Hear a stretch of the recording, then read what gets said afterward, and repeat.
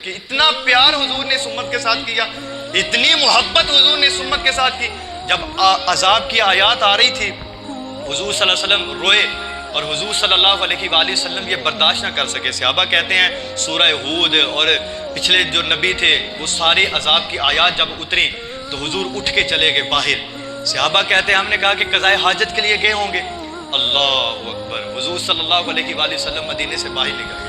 صحابہ کہتے ہیں ہم نے تھوڑا سا انتظار کیا لیکن حضور نہ آئے۔ حضرت ابو بکر صدیق، جناب عمر، حضرت عثمان غنی کہتے ہیں کہ ہم پیچھے گئے، ہم نے دیکھا کہ مدینے کے باہر بھی حضور نظر نہیں آ رہے۔ ایک دن گزرا، 2 دن گزرے، 3 دن گزر گئے، مدینے کی گلیاں سنسان ہو گئی۔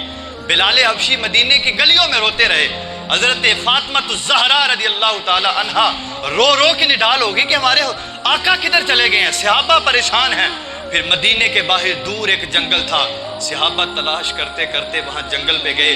ایک چرواہا بکریاں چروا رہا تھا۔ صحابہ نے پوچھا کہ ہمارے آقا کو کسی نے دیکھا ہے؟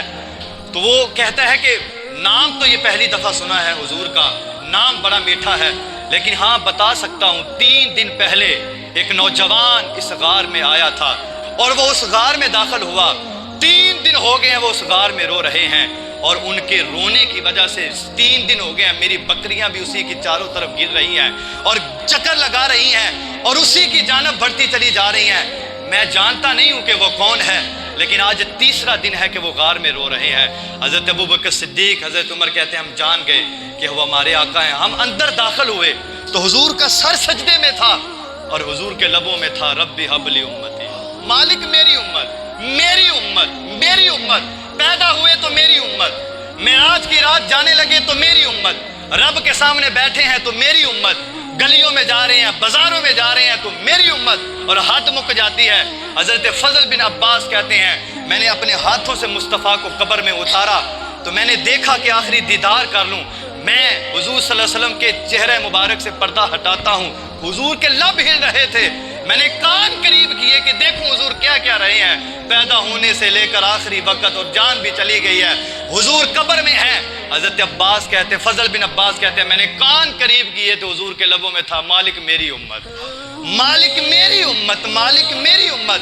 صحابہ کہتے ہیں کہ حضور سجدے میں تھے اور امتی امتی امتی کہہ رہے تھے۔ پھر حضرت فاطمہ الزہرا کو بلایا گیا، حضور صلی اللہ علیہ وسلم کی بیٹی کو بلایا گیا۔ ہم نے آوازیں دی لیکن حضور اٹھے نہ، حضور کی آنکھوں میں آنسو ہیں، اور صاحب 3 دن گزر گئے ہیں۔ میں اور آپ اپنے گریبان میں دیکھیں نہ، جھانکیں نہ، کون نبی کے لیے 1 دن بھی رویا ہے؟ کس نے 2 نفل پڑھ کے اللہ کی بارگاہ میں یہ کہا ہو کہ مالک شکر ہے تو نے ہمیں آخری نبی کا امتی بنا دیا؟ ہم خود غرض ہو گئے، ہم دنیا والے ہو گئے، اور جو نبی کی محبت، جو نبی کا پیار تھا، ہم نے اس کو بھلا دیا، مفاد جاری کر دیے، دلیلیں تلاش کرنی شروع کر دی، لیکن آنا مصطفیٰ کی جانب۔ 3 دن گزر گئے غار کے اندر، حضور رو رہے ہیں۔ صحابہ نے حضرت فاطمہ الزہرا کو بلایا۔ حضرت فاطمہ پاک عورتوں کے ساتھ اس غار میں آتی ہیں۔ حضور صلی اللہ علیہ وسلم کو کہا کہ ابا جان میں وہی فاطمہ ہوں کہ جب میں آتی تھی تو آپ اپنی مسند چھوڑ کر مجھے بٹھا دیا کرتے تھے۔ آج بھی آپ کی بیٹی آئی، اپنا سر تو اٹھائیں نا ابا جان، لیکن حضور کے لبوں پہ تھا اللہم ربی حب لی امتی، اللہم ربی حب لی امتی۔ حضرت فاطمہ کے کہنے پہ بھی مصطفیٰ سر نہیں اٹھا رہے۔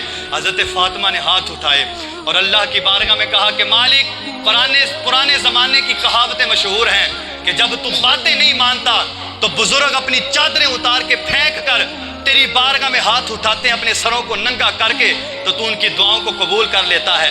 آج نبی کی بیٹی فاطمہ اپنے سر سے دوپٹہ اتار کر تیری بارگاہ میں دعا کرنے لگی ہے کہ اے اللہ میرے محبوب کی، میرے آقا کی، میرے ابا کی امت کی بخشش فرما دے۔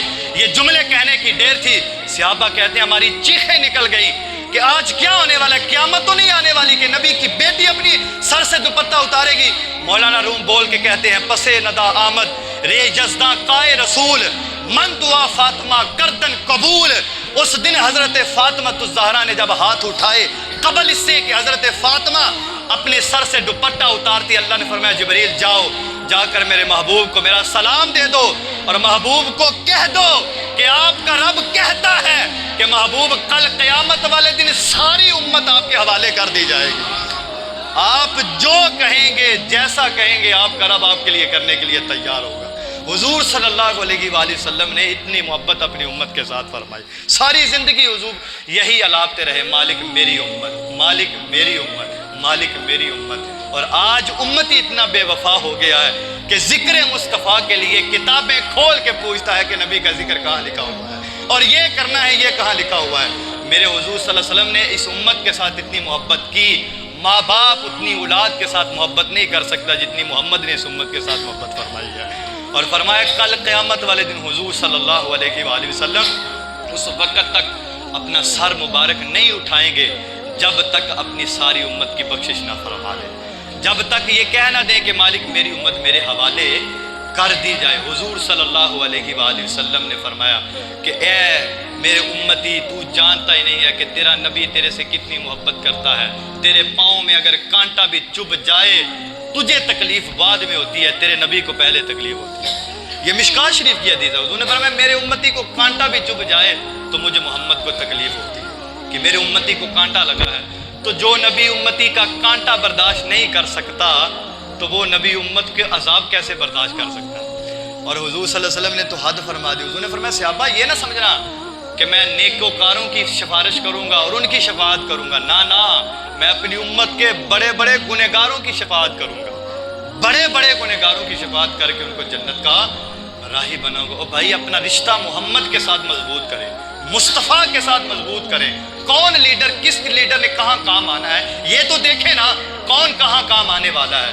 کائنات میں سب سے بڑے لیڈر کا نام محمد مصطفیٰ ہے، اور یہ وہ لیڈر ہے کہ جو دنیا میں بھی کام آئے گا، قبر میں بھی کام آئے گا، حشر میں بھی ہمارے کام آئے گا۔ اس کے بغیر ہمارا گزارا، مصطفیٰ کے بغیر گزارا، نبی کے ذکر کے بغیر ہمارا گزارا نہیں ہو سکتا۔ بھائی قبر میں حضور صلی اللہ علیہ وآلہ وسلم آئیں گے تو پھر پتہ چلے گا نا کہ اصل مقصد کیا ہے۔ حضور صلی اللہ علیہ وآلہ وسلم سے عشق کریں، حضور سے پیار کریں، حضور سے محبت کریں، جس نے ہمارے کام آنا ہے، جس نے ہمیں پار لگانا ہے، پل صراط سے بھی پار لگانا ہے۔